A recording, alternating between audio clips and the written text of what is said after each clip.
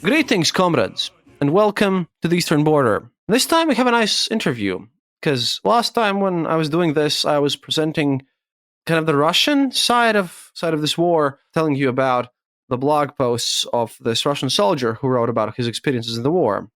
And interestingly enough, after that episode, apparently it turned out that one of my listeners had been arrested in Russia, and now the fact that he's listening to my show is using as an evidence of him being a terrorist and extremist. So I thought, well, I have to go all in.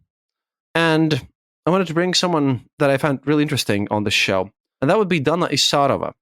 She's half Latvian, half Ukrainian, and she's a pediatrician. She's important because she's turned into some sort of a celebrity over here in Latvia. She's one of the few people over here who's been very active about this war, about this whole situation that's going on there in Ukraine, and she's turned into an influencer, so to speak. Now, I don't think she really views herself this way, but she's been doing an immensely important work to inform the Latvian society about all the situation, and I believe her voice and what she says about her Ukrainian side of the family and her Ukrainian roots and what she thinks about this war is of extreme importance, and that you'll find this interesting. So, hi, Dana, and I hope you don't mind that, we're speaking English here. Yeah, hi. It was a very, very nice introduction. Thank you. Oh, well, this is what we do here, but don't worry about it. No one of my listeners so far, no one of them has bitten me, so that's fine. Okay. But I did an introduction, but could you maybe introduce yourself a bit as well? I mean, what are your ties to Ukraine? So I'm half Ukrainian, half Latvian, as you already said. My mom is Latvian, dad is from Ukraine. Right now, when all the war started, I feel, I don't know how to say, but it's a pity that I actually never had a opportunity to live in Ukraine and to kind of, feel the Ukraine from inside of it. Me and my parents, we would always go to Ukraine once a year in summer, like in the end of the July or August. I've had a bit of a grasp of Ukraine. And if I would turn it into numbers, I'd say that maybe 1 year from my whole life, from my 30 years of life, I've kind of spent in Ukraine. But I've always watched Ukraine a bit from afar. And then when I was there, I just always fell in love with Ukraine and with Ukrainian people. So right now, with the war happening on a background, there are many things that I kind of regret. I'm going to be very honest. There are many things that maybe I would do a bit different, but at the same time, I'm happy that the bad things that are happening right now are making me rethink about what I thought before, who I was before, and maybe who I want to be in my further life. Talking about parts of Ukraine, well, I've been to Kiev myself. You probably don't know this because I know that you haven't been a listener of my show for a while, but in 2018, I went to Mariupol. Mm-hmm. So the events there are very painful to me as well. And I managed to bribe myself in Donbas as well at some point. Mm-hmm. Those were fun times. But right now I've been to Odessa and then I went to Kiev. And that really stunned me because when you speak about Ukraine, it is kind of different, isn't it? I mean, Ukraine, at least as how I see it, it used to be kind of divided between the eastern part and the western part. Yeah. And then there are the cities in the south. But the war has changed it, I think. And I wanted to ask you how has this war really impacted Ukrainian identity? We can hear in the news all the time that Ukrainians have found themselves as a people. And maybe it's true, but I'm not Ukrainian, so I can't explain this to people. What's this Ukrainian identity that we speak about here? I feel like, this identity, they found it more like these 8 years ago that everyone is talking about when the conflict or war in Donbas started, right? Before that, I feel like Ukrainians were a bit similar to us, to Latvians, where we would be very tolerant towards Russians, if I could say so, where we kind of are letting them be here in Latvia. I mean, like, we're not really interacting with them anyhow, and we're kind of like accepting the fact that they're here and they have their own culture and they have their own celebrations, as for example, 9th of May, even though we don't like it because of various reasons. And I feel like 8 years before, it was the same with Ukrainians. And then when this whole situation started in Donbas, I feel like that's where they got kind of hungry about being more themselves in their own country. And I feel like the same thing right now is happening in Latvia, where we're kind of switching from this idea that we're not guests here, but we're like very welcoming hosts. And right now we want to take control of everything. So I feel like 8 years ago, how I was feeling it, that Ukrainians kind of started to feel proud of who they are, because they also were people who were occupied by Russians. And there's like a lot of things that they have inherited from Russia and from Soviet Union. But 8 years ago, they kind of started to understand that their language is absolutely beautiful. Their culture is great. And there's the people are very, very different from Russians. So they started to separate from that. And they really wanted to tell the world that we are not the same as Russians. And I feel like, I don't know if you think the same way, but I feel like right now, the same switch is starting to happen here in Latvia as well. It shows some tendencies, although I would have solved some issues differently. But, I'm a bit more conservative in some areas. For sure. But still. One thing, though, is that, this is kind of also hard to explain to foreigners because I'm fully fluent in Russian. Yeah. But in Ukrainian, that allows me to basically understand the gist of things mostly. Yeah. There's a YouTuber called Viktor Litovchenko. He explained to me that, Ukrainian is way more Slavic than Russian in a way. Yeah. Because when you think about Slavic languages, you think about Polish, Czech, Belarusian, Ukrainian, and there's a lot of words in common in those languages. And then Russian just tends to be very different. Can you maybe elaborate on that and talk about this? Because it's kind of difficult for a non-native speaker to explain to people. Yeah, well, that's one thing that I'm kind of regretting right now, that I don't know Ukrainian fluently myself. I understand what they're talking and I understand the context, since whenever we went to Ukraine, there are a bunch of my relatives who would always talk in Ukrainian. So I kind of had to learn how to understand them, but I don't speak Ukrainian myself. But if we talk about the language, I completely agree with you that it's more Slavic rather than Russian. It is because of like historical events. I'm not going to go like very deep into details, like what happened with like Ukrainian history, but we have done that on the show, so it's fine. Oh, great. Okay, that's good. And the western part of the Ukraine throughout the history would always have like more influence from like those all other Slavic countries, especially Poland, Lithuania. So their language is kind of like a mix from Ukrainian language together with Polish language. And there are like many words from Polish language that they do have, but the eastern side of the country is more so, let's say, Russian speaking. So Ukrainian, honestly, like it's very different if you look at the western part and you look at the eastern part. It is very, very different on the both sides. And another thing that I want to point out is that Ukraine is actually a very, very big country. The area wise, we could like fit 3 sets of Baltic states in there and there would still like be some room left. So it's a huge country. But I have to put in there, I'm very sorry, it's bigger than Texas. Let's just okay. It's bigger than Texas. I know. Thanks for this. I'm very sorry, but we have to use American friendly comparisons here.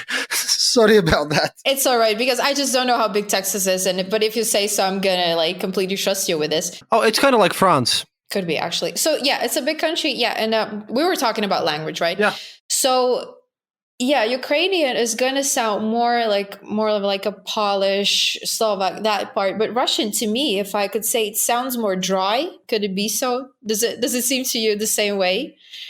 Because Ukrainian sounds more poetic, more like, I don't know, like more like a song or something like this. But Russian sounds really dry to me. Well, Ukrainian sounds poetic as long as you don't meet an angry Ukrainian lady. It has happened to me. I mean, for unknown reasons. Really? Yeah. Elderly Ukrainian ladies, when they're angry, I mean, no wonder Russians are losing this war, because angry Ukrainian ladies, oh man, you don't want to argue with them. It's kind of like when you hit the age of about 55 to 60 and you're Ukrainian, then your job becomes to basically stick to the rules and be very loud about whatever someone else has done wrong or. I don't think it's the language. I just think it's their inner fire that they have. Whenever you piss off Ukrainian women, just be ready that it's going to be hell. That's all I can say. This is one of the more kind of emotional parts of this whole war as well, because in one of my earlier episodes, there was this poem about the fact that Russians have awakened an angry god in Ukrainians. Yeah. And I made an episode about Holodomor recently. Mm-hmm. And one of the biggest issues facing the world right now, and this whole thing ties together, is the fact that we're going to face food shortages. Yeah. And that's one of the things that people don't understand, is that this war will cause major ripples and damage throughout the planet because Ukraine is extra super mega fertile. Yes. The black soil is famous for its fertility, and now not only the current harvest is blocked in ports by Russian warships, the people who are supposed to, be farmers and producing all this grain and everything, they've been sent off to war. Yeah. I wanted to ask you about this whole situation, that your family's from Ukraine, and how has this impacted you personally? Has your family suffered from this? You must have a personal impact of this whole situation. Of course, it has impacted me and my family and my relatives in Ukraine, but fortunately, everyone's alive, and I'm not afraid to say that right now they're safe. Half of my family is here. My dad's relatives, my dad's mom, my dad's sister, my cousin, with her children right now.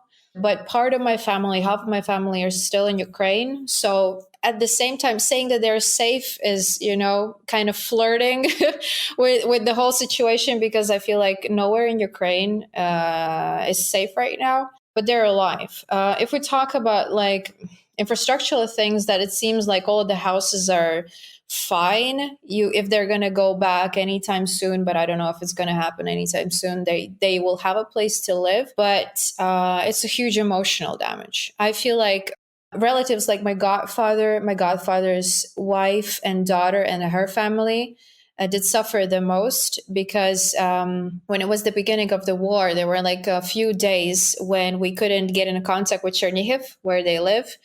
And they said that they were hiding in a bomb shelter for approximately 5 days. And during those 5 days, they said that they were like saying goodbyes to each other like a couple of times, or even more than a couple of times. And right now I know that part of my family, my godfather's family, I feel like they have this PTSD where they have nightmares, where they wake up during the night. But of course, compared to other people in Ukraine who have lost their loved ones, who have lost their houses, who have very severe injuries, it's nothing. But still, like, that's my family, and it, like, it hurts that people that you love so much are hurting, and that they're not feeling safe in this world anymore. And maybe sometimes they even feel that they're not worthy living here on this planet.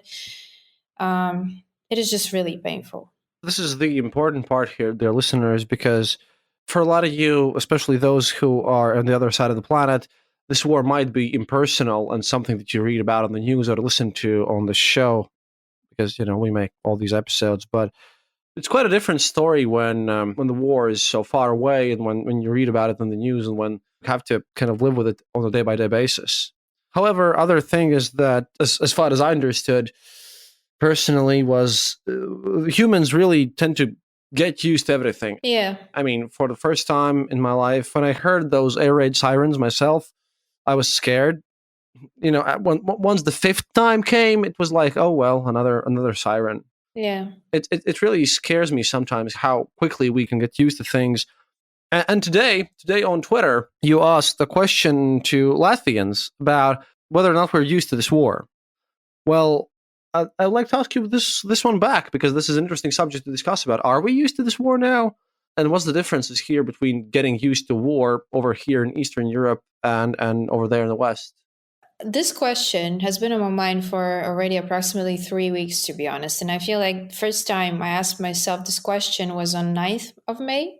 Fun stuff happened here in Riga due to this celebration right next to the occupational monument. And back then, I asked myself this question, thinking whether right now, due to our, internal problems, the war is not going to become something, like from the second or from the third page of news, right? And today, I just I couldn't figure out how I feel about this war, and I couldn't figure out whether my feelings, subjective feelings about Latvian society, attitude towards it has changed or what is it. But I feel like we've got used to it. And I feel like people here in Latvia are trying to fight with this feeling or with this change of attitude because everything what happens in Ukraine, we take it really personally. Since we're here on the eastern border, right? We are very close to Russia. We understand that there are risks because we have this neighbor, right? But in other parts of the world, I feel like they already kind of got used to it way faster than we did. But at the same time, I feel that it is not a choice that we are getting used to this war. I feel that this is just the physiology because you cannot keep yourself alert about stressful situation for such a long period of time.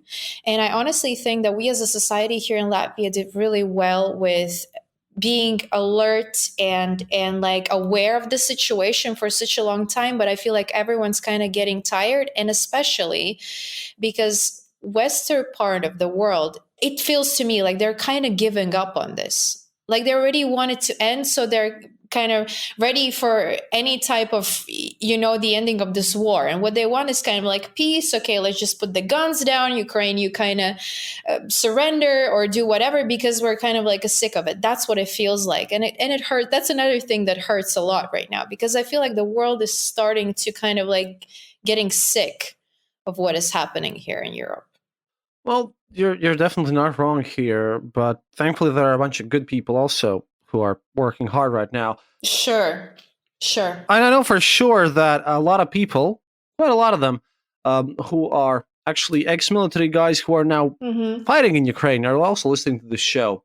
Because I know that quite a bunch of you guys who listen to this, I'm happy enough to have a huge military audience for unknown reasons. I don't know why they are interested in the history of the Soviet Union, but I have a bunch of Americans who just joined the volunteer department of all the situation, and a lot of them are complaining about also the corruption in Ukraine as well, and the fact that it seems that quite a lot of people in Ukraine also haven't understood the importance of this whole situation.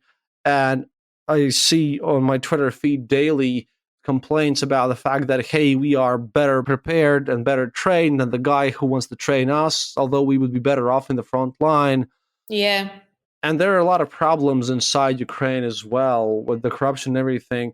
So, and one of the biggest issues is the fact that, for example, when I post messages about some corruption issue, when, it has been uncovered that some humanitarian aid has been stolen and then it's being sold out, then people tell me that I shouldn't post about this because that makes Ukraine look bad. But if I don't post about it instead, then I feel kind of lying because I think everyone understands how important it is to deal with these issues. If you would give an honest kind of value judgment about Ukraine's position to enter the EU and their own corruption situation, and this is just ignoring Russia right now. Let's put Russia just aside there. How would you rate them? What would be Ukraine's corruption issues without this Russian war? I'm pretty sure they'll try to fix it, but we have to give some honest accounting about Ukraine's problems as well. Ken, I'm not very strong in economy and like I don't have the inside information, but what I've known from like my father and my relatives, the corruption is just on every corner in Ukraine, literally. Like anywhere you go, the corruption is there, right? And as far as I remember, I Googled it recently and it was like something that Ukraine is the third, I think, most corrupted country in the world. So right now in this war situation, about what you said, that you're tweeting about these issues and problems and people are telling that you shouldn't be doing this, I think you should do that. It's not about making Ukrainians look bad. It's about, I'd say, more targeted kind of like also help towards like Ukraine and Ukrainians, because I have friends who are on the front line right now. It's the third month of the war, and they still haven't got their clothes, their shoes, their guns, their cars, and everything that they need just to, like fight on the front line. And as you said, humanitarian help is being like stolen, then it's sold somewhere in the shops. Then, for example, they buy something for themselves for their own money, like clothes and shoes, and then it just like disappears somewhere together with money. So, what I can say regarding corruption in Ukraine, if we talk generally, it is basically everywhere. But right now, during the war, you need to understand that like bad people don't have nationality. There's going to be people who are going to try to make the best out of the situation, especially if they're very greedy and money oriented, right? And unfortunately, right now, with this like chaos and logistics and with this whole situation, there are many people who are trying to get rich and who wants to live better than the others, which we need to understand. And I think those issues we need to address, and especially we need to address these issues because we want Ukraine to be in Europe, right, in a union. And this is the issue that they will need to deal with. But the corruption is just huge. Like healthcare, I wouldn't say it's corrupted, but it still like has this post-Soviet style where you need to give a bit of a money to a doctor or to a nurse or to someone else. The same goes with basically all of the services. If you want a bit better attitude towards yourself, you need to either give something, either it's money, either it's a present. So this is the thing that unfortunately is still very present in Ukraine, but I know that they themselves, they want to get rid of it as fast as they can. Yeah, one thing that I noticed was how everything, everything gets turned into more expensive versions of itself, because in Kiev right now, the only hotel that you can stay in as a member of the press is Kazatskaya in the Maidan Square. And they charge ridiculous amounts of money. Which is, yeah, I can't imagine. Oh my God. And the numbers are really, really bizarre. Like, they're not, it's not a really good hotel. It's just a weird hotel. And when we went there with my photographer, we managed to get a hotel via booking.com, and then we arrived there, and it turns out that as we arrive in a hotel which is like next to Pečerskaya Lavra, yeah, random security officer comes out and says, "Hello, what did you want from us?" Because it's closed. They just take donations through that. And then under air raid sirens, we were forced to move into Kazatskaya, and we paid like 500 euros for 4 nights over there. Oh my God. It's a weird thing, but it will be solved, because I think that the Western countries, including ourselves, because for Ukrainians currently, if you're from the Baltics, and I think that will be a surprise for a lot of Americans here and Western Europeans, if you're from the Baltics and you go to Ukraine and you tell them you're from the Baltics, you get a bizarre attitude, because it was weird for me to be in a country where you are treated like the rich European person. Hello there, and thanks for listening to another episode of The Eastern Border. Dear Patreons, thank you more than ever for supporting our show. Your donations are crucial to keep us going, and right now all of your money is going to securing good information for you and to fund Kristof's actual real-life mission to Ukraine to report to you live about the war that is going on there. Also, we would like to use this opportunity to urge you to donate to other organizations that are helping people escape Ukraine safely and to defend the country for those who decide to stay on the ground. One such organization we would like to highlight is the Defending Ukraine Together Come Back Alive movement. Launched in 2014, the Come Back Alive became the biggest organization providing support to the armed forces of Ukraine. You can donate directly from their webpage, comebackalive.in.ua. Remember that no donation is too small. In this situation, every dollar matters, every cent matters. If you're uncomfortable with giving money to war, they do have a position on their website that they are providing Ukrainian army with laptops, lights, photo equipment, cables, and is not purely military. Perhaps that might change your mind, but remember you can also donate to strictly humanitarian organizations such as the Red Cross and others that are helping people escape Ukraine safely. Please also keep following us on social media for all of your latest updates on Eastern Border on places like Twitter and Facebook. Keep listening, keep yourself informed. That's all from me now. See you online.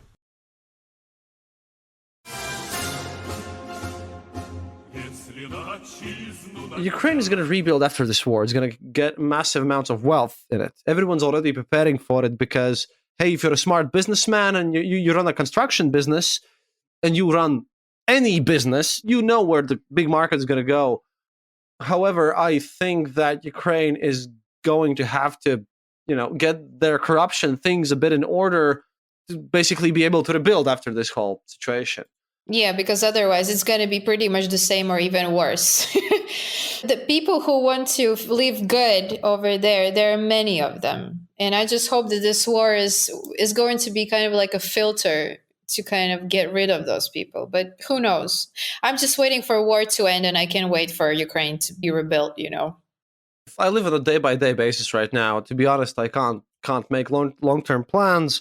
And my listeners know already that if I hadn't broken my arm, I would be back there already doing some reporting. I think we all should just do what we can. The bigger outlying issue here is that right now Russia is just spewing out so much disinformation that if you're a journalist and if you want to provide some real information, you basically spend 90% of your time countering this info. And for example, one of the questions that people asked me was about the Azov battalion. That is the number one thing. That are they Nazis? How many Nazis are there? All these things. So please, they don't listen to me. Can you please give us a rundown on what the Azov battalion is and what do they do? Do they beat up Russians in Ukraine? Again, if I'm going to say completely 100% no, then I would be lying, because I bet that there has been, situations. They do now. Of course they do now, and they have a reason to do so. But was it before, and was it because they were just like, they would beat the Russians because they're Russians? I don't really think so. Like, I would go to Ukraine every summer and I would be the one who is speaking Russian, okay? Because I don't know Ukrainian, and I have never experienced that anyone would look at me in a weird way, or they would be like, oh, you shouldn't be here, or stuff like that. And I would never go somewhere in there saying straight away, please don't, hit me because I'm speaking Russian. I'm from Baltic countries. I would never do that, because I would never face problems that I'm speaking in Russian. But of course, as I said before, bad people doesn't have any nationality. And of course, some of Ukrainians might be ultra nationalists in some points of view, where they don't like Russians because of the reasons, especially due to the events that happened in past 8 years. If I was in their place, I would be pissed at Russians as well, because they literally invaded my country and then made me look stupid. They would gaslight me. They would tell that I'm a Nazi. They would tell that I'm killing people and hitting Russians. Of course, I would be mad about this whole situation. So were there any conflicts? Were there any Russians beaten? Maybe. I don't know. But in the past 8 years, there has been reasons why it would be so. But are they Nazis, and are they thinking that they're some sort of a higher people than anyone else, and they want only Ukrainians to rule the world? That's absolute nonsense. Absolute nonsense. And unfortunately, the further you are from this border with Russia, the harder it is for you to understand the power of propaganda that they're doing, and of the psychological tricks that they're using to make you think that Russians are the victims here. Because what's another very funny thing about Russians that I find right now is that they're always the good guys, right? They're always here to help, to save everyone from the bad things. But at the same time, they're going to gaslight you, and then they're going to, turn around and play the victim role at the same time. And this is something that me and you and Ukrainians have been dealing for quite a long time, and we just don't believe this bullshit that we are hearing. But I feel like the further you are from this border, the more it seems like, no, if they're saying that they're being, discriminated and hit, and that they're being abused somewhere in Ukraine, it's probably truth, which is not. So no. Yeah, I hope I answered your question, because it's difficult to say that there hasn't been any conflicts between Ukrainians and Russians, especially in the past 8 years. Come on. Let me remind you the tagline of my show. It's happiness is mandatory. You do not seem to be. Now, that's the thing, because it's quite hard to explain this whole situation to Western audiences sometimes. Yeah. Because you can convey what has happened before in the past, and you can convey your own feelings about it in a way, but it's quite hard to translate your own family experiences and all this stuff. I think suffering translates very poorly. That's what I'm trying to say. Yeah, but if I would have to compare it to somehow right now, like for example, Russia's and Ukraine's relationship or Latvia's and Russia's, it reminds me of an abusive relationship where Russia is the abuser, the sociopath that is just gaslighting the other person when they're saying that I am here, you're nothing without me, you will never be anything without me, I'm helping you, I am trying to denazify you, I'm trying to like make your life better, but you just don't appreciate anything that I'm doing. You forgot the failed state part. We are all failed states. Obviously, we're super poor and all this stuff. Yeah, true. Exactly. Of course, and the Russia is here to help us, and they've been like giving us money, and we have a history because of them, and we have a country because of them. And it really reminds me, if any of the listeners have ever been in an abusive relationship, this is exactly what it is. It's always the gaslighting. They're not doing anything bad. It's you. You're provoking me. Russia is always saying this. It's not us. We came here because you provoked me. I am the good guy here. All countries on the eastern border are feeling the same way, that you're kind of like, you want to get rid of this relationship. But this is like your toxic ex that is trying to slide into your DMs saying, hey, I kind of miss you, Our relationship wasn't that bad. And then where you're kind of like, okay, maybe they have changed. Boom, they never changed. They never changed. And this is what is happening right now. the history is repeating itself, So I would like to add that one of my favorite, actually, Russian opposition journalists, who's now in exile, of course. All good Russian journalists are now in exile. Yep. Alexander Nazarov. I really enjoyed this guy. But he said that, well, Russia at the same time, while they're doing this gaslighting, they're also stating that we can crush you super easily. We can do, all these things. I'm going to destroy your life completely, constantly. And he told in one of his recent interviews that the only fault of Russia's neighboring countries is that we sometimes believe when they tell us that they're going to destroy us. If we, again, try to compare it to toxic relationship in between of people, this is the same. If you're being threatened all the time for tens and 20 and 30 years, of course, you as a country, you as a people, you're going to be scared of them because you've seen what they did in the past. They were very abusive, both emotionally and also physically. So of course you're afraid. And that's where we should, kind of get our shit together and kind of say that, I'm not afraid anymore. That's you don't have any control over me. Thankfully, if we compare Russia to our, exes, then Russia would be an ex that's also an alcoholic that threatens you all the time. But when they actually want to punch you, they kind of puke on themselves and fall over. True. That's because of all the corruption that they're having. I've spoken to people who've been into organized crime and all this stuff, and when Western bigger media, they use kind of numbers to explain how corrupt Russia is, it gets a bit difficult because they have to use official data. And the hardest part of my whole show, by the way, even including my historical episodes, was the fact that it's not important what the Soviet Union or modern-day Russia said in Pravda or what their documents stated.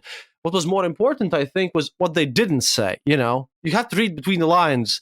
And reading between the lines is definitely a skill, Yeah. I do have to now interject some things here because as Dana, and you guys might not know her, but she's really famous in Latvia. I might even become popular in Latvia, folks, after this one. I don't even know. I asked on Twitter for my Latvian audience, very few of you who actually listen to this show. Thank you.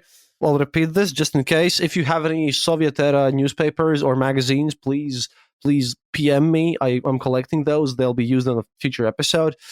I made a whole episode based on a 1959 collection of Soviet woman magazines, which is great. Oh, wow. Yeah, it was pretty neat. But there are some questions apparently from someone who studied in the same school as you did. Oh, my God. Yeah. Wow. So the election is coming, and one of the biggest kind of rhetorics among the campaigns of the various parties will be the Ukrainian question in the context of our security. How do you filter out this rhetoric from the usual populist things that are happening? I mean, how would you filter out just populist stuff about Ukraine from the real stuff of Ukraine? And, as this comes from a Latvian and this concerns only Latvian elections right now, how do you kind of not fall for scams, because definitely there are tons of scams right now online also who are like, we're gathering stuff for Ukraine, which is why my favorite charity is comebackalive.ua. Please donate to that. How would you separate the scams from the real thing? And in political... Oh, that's a difficult question. No one said this was easy. That was the easy question? Jesus Christ. Oh my God. What are the next questions then? Welcome to the Eastern Border. Oh my God. I got all sweaty and I need to drink a bit of water because, oh my God. No, but the question is really difficult, honestly, because, for the past 3 months, actually, really haven't looked into what our politicians have been doing. I have just seen a huge support towards Ukraine, just both financial and army stuff and all of that, right? So I haven't really looked into it. I'm going to be very honest. The only thing that I can say that I'm kind of proud of, our foreign minister and of our Artis Fabriks, Jesus Christ, which minister is he? He's defense, a ministry of defense or something like that. Anyways, so I've been very proud of what they're doing and what they're saying. So I've never had this idea that they're scamming something or they're not doing anything.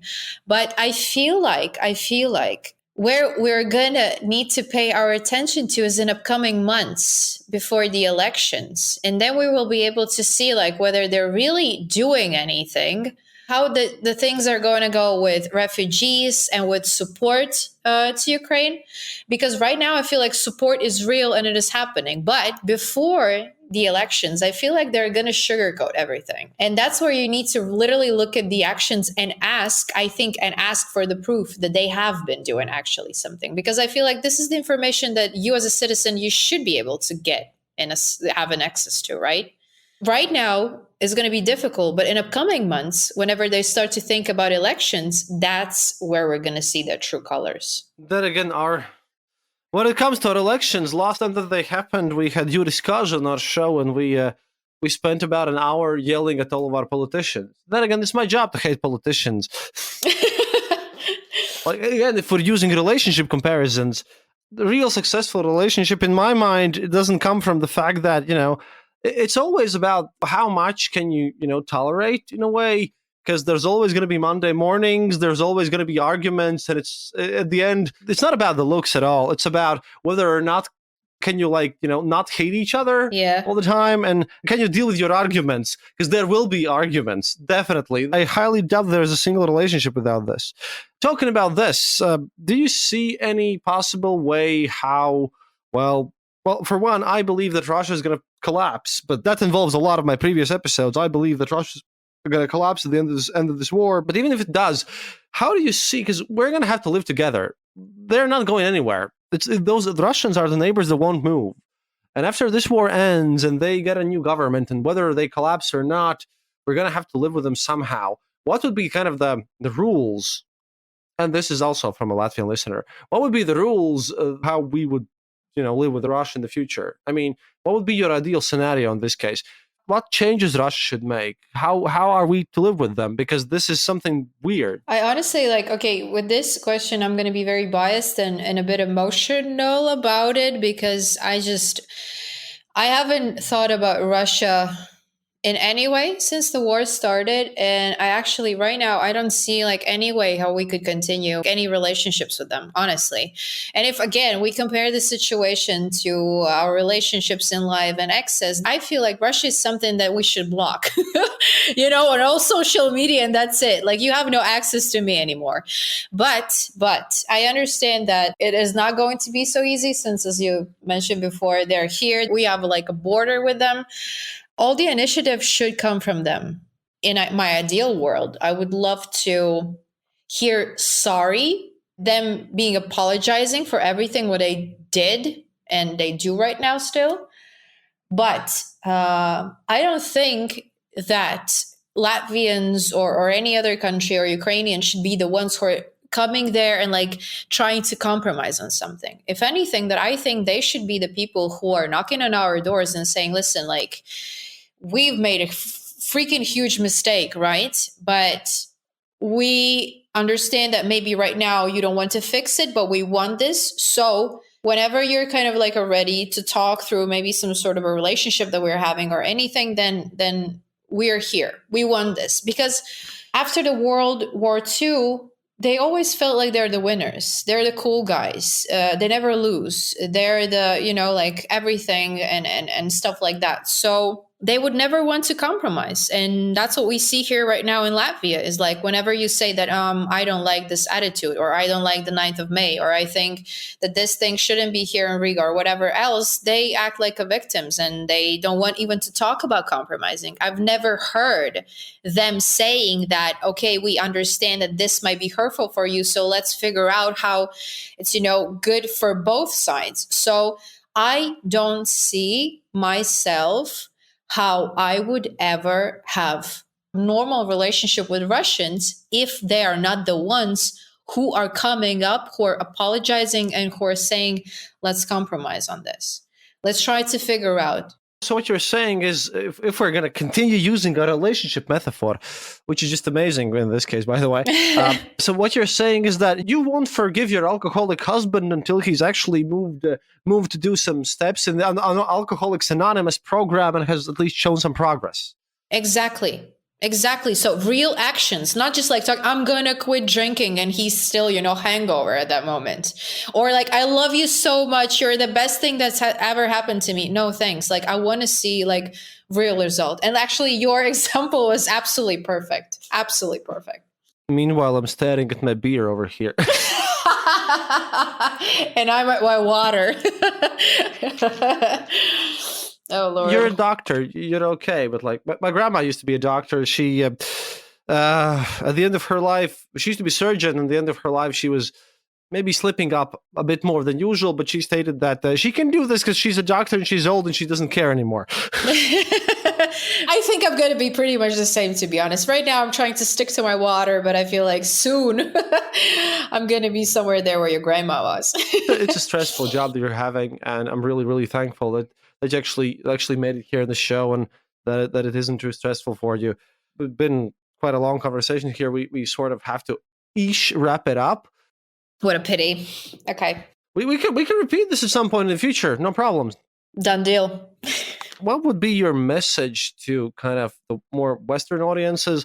And at this point, hey guys in Langley, all you up there in important positions, nice guys who pay my salary. Do you have anything that you would like to say to, people in power? Because I've been blessed enough to have audiences in important positions over here, and not only very friendly and nice Americans listen to my show, but quite a few actually people who can maybe influence some of the events happening. What would you want them to hear? What would you want them to know?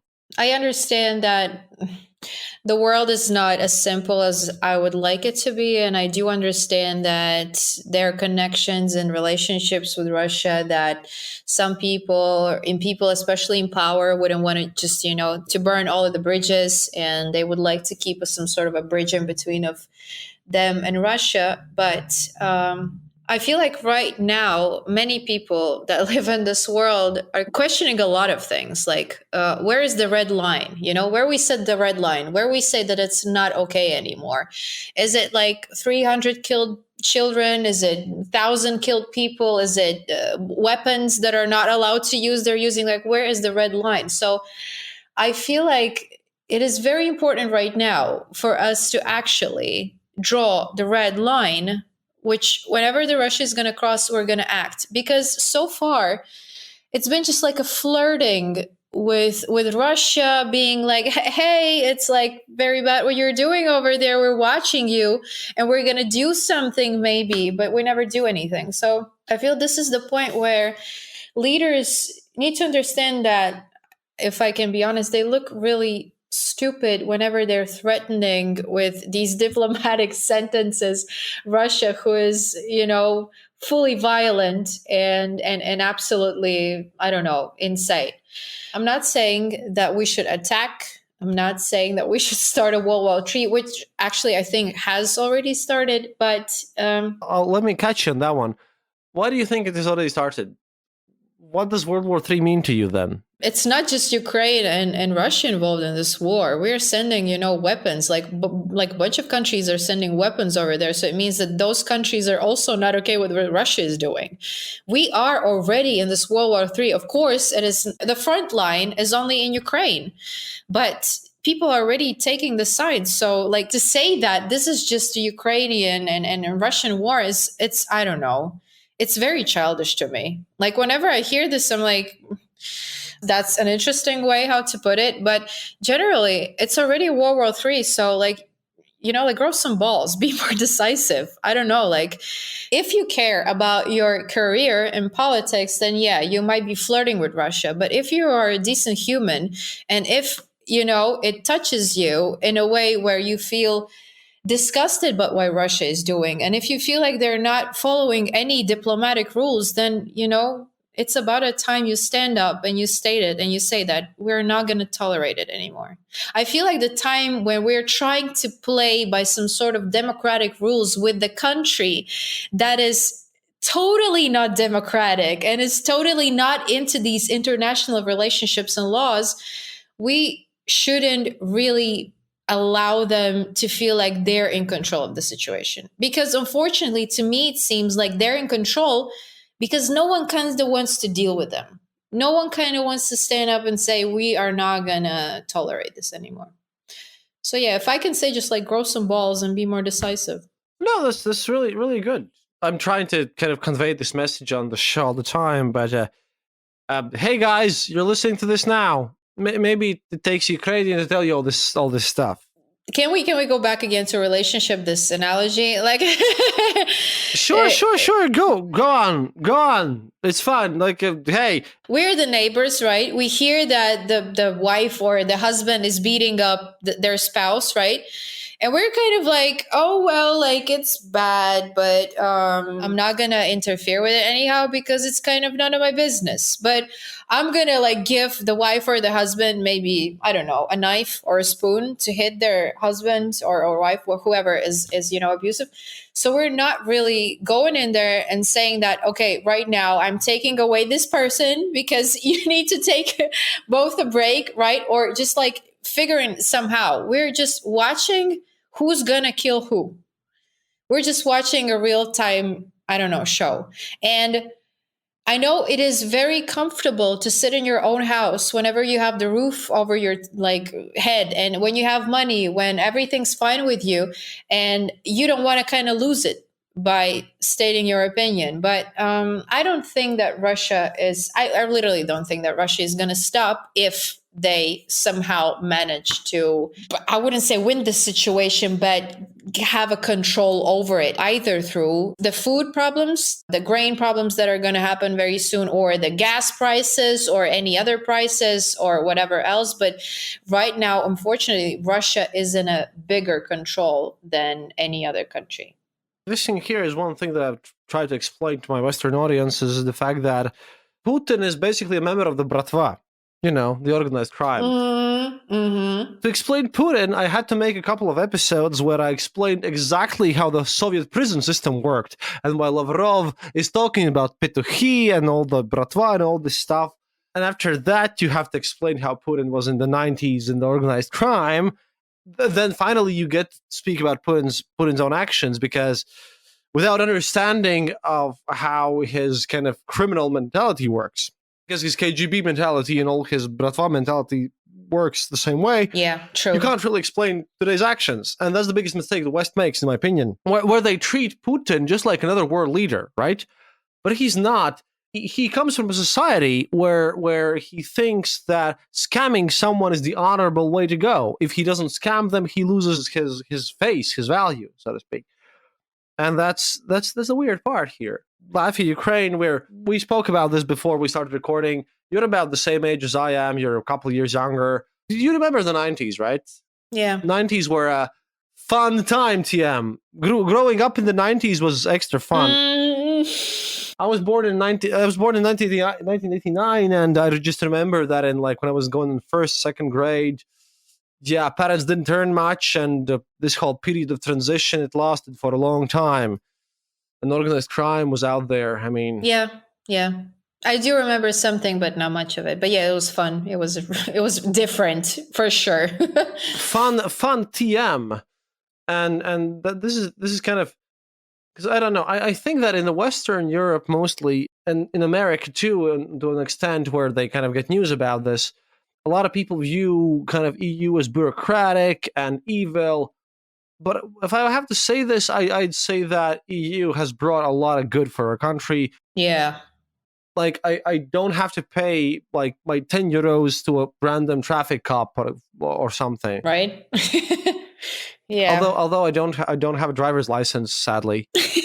This, by the way, will be fun for you. First time I wanted to get a driver's license, my skull was broken in 2 days later. Second time I tried to get a driver's license, COVID started, and then I couldn't do my practice. So you're just not meant to drive a car. Third time I applied for my driving lessons to finally get the driver's license. Do you know what date it was? 24th? 23rd of February this year. 23rd. Oh my God. I'm afraid that if I apply next time, I don't know, a meteorite will strike Earth or something. Don't. Please don't. Because it seems like you in a car, you're just guys not meant to be. Oh no, just don't. I probably won't, but like, this is also the fun part because in a way, this whole conversation, because it reminded me the fact that, you know, as I entered Odessa, yeah, they had replaced all their advertisement slogans on their posters and everything with political jokes, you know, Odessa jokes. Mm-hmm. Yeah. And if the first thing that you see in Odessa is just after exiting the train, because, well, you can't fly there right now from Latvia, so I took the train, and the first thing you see is a joke stating that Rabinovich gets asked, is it true that Odessa is a multicultural city? And Rabinovich, of course, answers, quote, of course Odessa is a multicultural city. Spend 5 seconds here and you'll see Jews of every nationality. Odessa is great. Also, everyone speaks Russian there all the time. It's probably one of the least Ukrainian language cities ever, but yeah, that's the beauty of Ukraine, because Ukraine, in a way, to all the people who think that it's just some sort of, you know, ex Russia, ex everything, it is not. It has its own thing, and it's really beautiful. It's really beautiful, and if you haven't tried real horilka and everything, then you haven't lived really.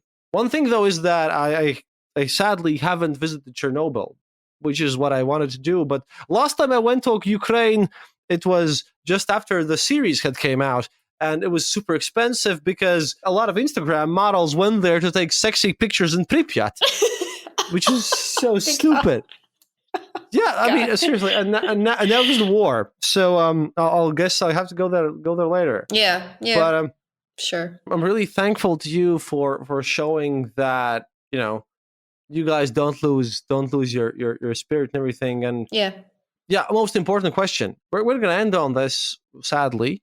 You have to promise me that you'll come back at some point. I will. Once this war is over, we'll have to get you back and talk about all the suggestion. Done deal. The question is that a lot of, like, on Twitter, at least on Latvian one, there's a lot of complaints that Latvian women will now have to try harder because there's a ton of Ukrainian women on Twitter. On Tinder. On Tinder, yeah. Yeah. So what advice would you give to women in countries where a lot of Ukrainian women live? I mean, you are half Ukrainian, so you don't face these problems. You can play this off. But but what advice would you give to ladies on Tinder who still seek their one true love? Because you know what, kind of didn't want to ask this question, but if we went on to do relationship analogies here, I kind of have to. Yeah. Okay. My own personal suggestion is for those ladies who are on Tinder, get out of the Tinder. Just go and look for guys in real life. I think that's the best thing that you can do. But I know that people say that Ukrainian women are really beautiful, which of course they are, but I mean... And angry. Yes, they are. I'm not going to lie. Like, whenever you piss me off, I'm pretty much the same as that lady that you said were screaming at you. I'm pretty much the same. But Latvian ladies are very beautiful. I feel like sometimes we as Latvians, I consider myself as a Latvian too, we're not proud of ourselves. We're not proud of who we are and how do we look like. And we always try to find something, like to complain about or be insecure about. But Ukrainians are more like, Ukrainian women are just, open with their hearts, and they're just like, whatever, if I like this man, I'm just gonna go for him. So I feel like one thing that Latvian women can do is just to learn from Ukrainian women to kind of breathe in this bravery and shoot their first shot, because Latvian ladies are more northern, they're a bit cooler, colder, but I feel like if you want that guy, just go for him. Don't wait for him to figure out like that you like him somehow. Just, go for it. Write him, like message him, talk to him, ask him out, be a bit more like Ukrainian women are. Well, thank you for this advice, then. It's amazing. Really nice having you on the show. Thank you, Donna. Thank you very much. It was really nice talking to you. Okay, and thank you, dear listeners, for listening to this episode of The Eastern Border. And of course, as always, до свидания, товарищи. Check us out on Twitter at Eastern_border. Please become our patrons if you consider that to be a nice endeavor. Just click the button next to our Twitter profile. We're weird about this situation. And of course, donate to Ukrainian charities. Comebackalive.ua is my favorite one. Please consider doing that. And as always, до свидания, товарищи. And happiness is mandatory.